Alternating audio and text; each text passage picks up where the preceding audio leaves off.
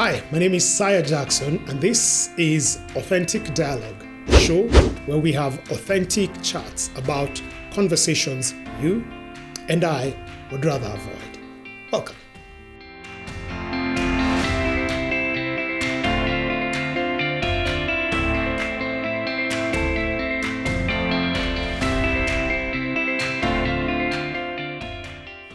I have a confession to make. I kind of like watching documentaries on history, and I don't know why, but I like watching history about the Ottoman Wars or the Second World War, the First World War, the Iraq War, the Afghanistan War. Maybe it has to do with the idea that I had hoped I'd be a soldier one day, but hey, I have visual problems. I doubt even my height can allow me to get into the army. And so maybe the closest I feel I could get into army work is just by watching the documentaries. So when I watched the soldiers going about their thing, watched a lot and tons of it, I noticed one of the things is armies are masterful at repositioning themselves, either as entire units, or when they're on the combat field, you see them shooting and moving, throwing things and moving. They're always repositioning because of the reality of three things. One, they are threats that they're either walking towards or walking away. Two is they have targets that they are working to achieve or looking to neutralize or any of those things.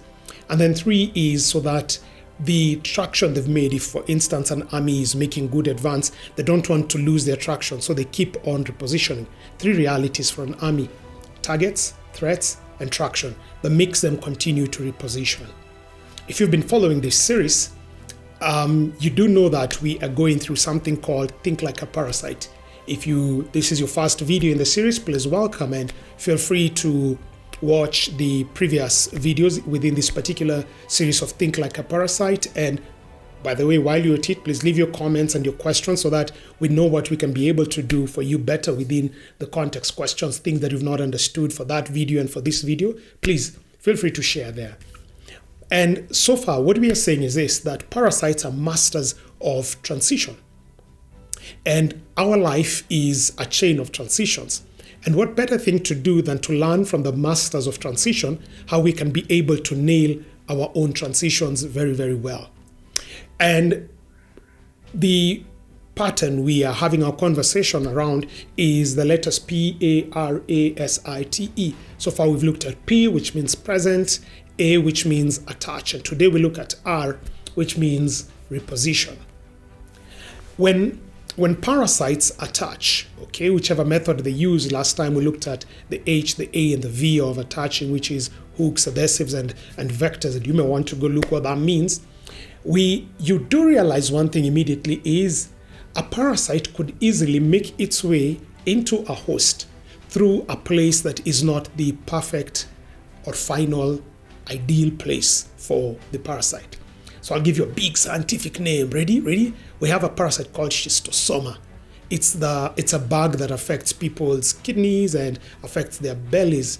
So it lives either in their small intestines or their big intestines or in the vessels associated with their kidneys. And you'll be so shocked where that bug enters the human body from.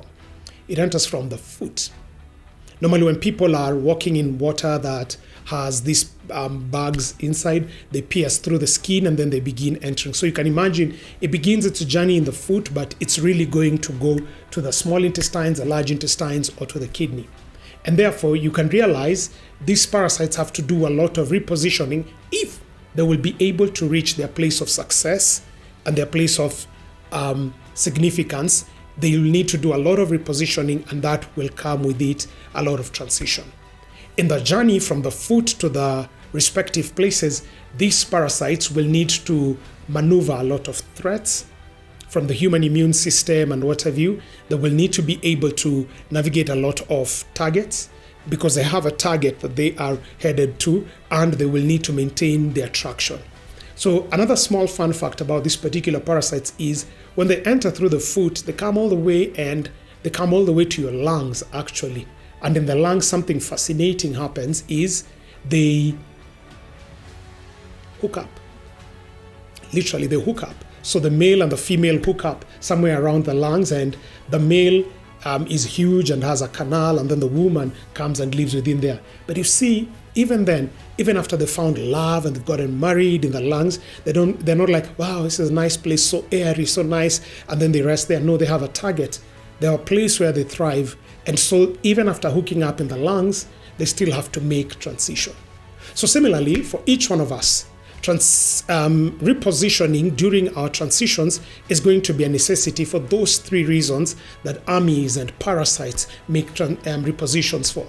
Reason number one is at times there are threats to our lives, threats to our character, threats to our fruitfulness, threats to our usefulness.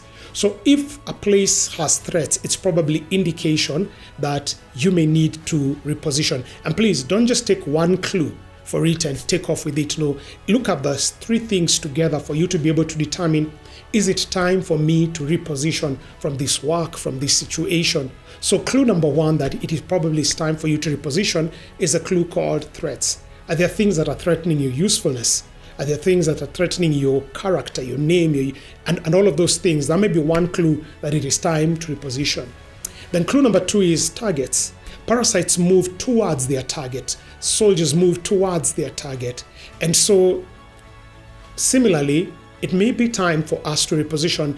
You may have become comfortable in a place and you need to make the transition to a new place because you're probably not meeting your economic targets, you're not meeting your self-development targets or your spiritual targets or whatever it is. And therefore, transition becomes important for you to meet your transition. You need to reposition, and therefore targets is the second thing. So keep always thinking, I'm this, but against what I want to become. Is it time for me to reposition to a new space, to a new role, to a new environment, to a new country, to a new environment? So clue number two that it is time to reposition is a clue around target. So the things and the people that make you move towards your targets, you embrace. And the things and the people that make you move away from your targets, you discard. And the third thing is traction. So often you get into a good run, you've decided that your target is to lose so many kilos of weight, and then you've begun on a run. You need to keep repositioning yourself so that you place yourself in a way that you can keep on running, so that you don't lose the traction you've gotten in your health choice adjustment or in your career adjustment, or for some of us who are cutting off addictions and what have you. At times we may need to reposition from certain environments because we are better placed in other environments to maintain our traction in that particular area. So let me just pause and make sure that you're clear with me here. The three ideas or the three clues that it is time for you to reposition is you need to reposition if these three things are together. The one, they are threats. Two, you are in need to move in a certain way to meet your targets. And three, you need to reposition if this will help you gain or maintain traction in a particular direction, so that when these three come together, your ability to move towards your ultimate, repositioning structure and success and significance is enhanced. The parasites may use a variety of ways to do this, but one thing that I want to bring is when parasites are repositioning, they are scanning their environment. So this big bag, schistosoma, by the time it has made its journey from the leg through the body all the way to the lungs and then eventually to the kidneys or to the small or the large intestines, it has surveyed the human system quite well. What that has allowed it to do is it knows how to protect itself from immune responses, it knows how to shield itself here and there. And therefore repositioning, though scary, has made it better equipped for success and significance.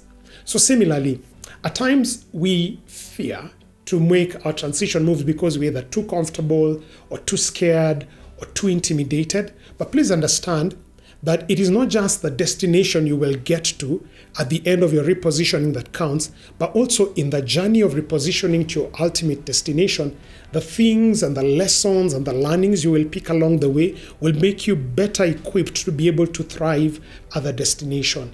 Life can be broken down to three things. It is the person, the process, and the product. Each of us is a person going through a certain process that will make us be able to produce or become a certain kind of product. If we short fuse or short circuit this entire process, then what will happen is the product may not meet what it needs to be, and the person is therefore sabotaged. So always just think of yourself in the course of transitioning that I'm a person going through a process called repositioning, and when it is all said and done, it'll make me an even better product. I'm able to produce at a new level. I'm able to perform and occupy a new level. Just like it is with parasites, they enter the leg when they are juveniles, they reach the large intestines when they are adults.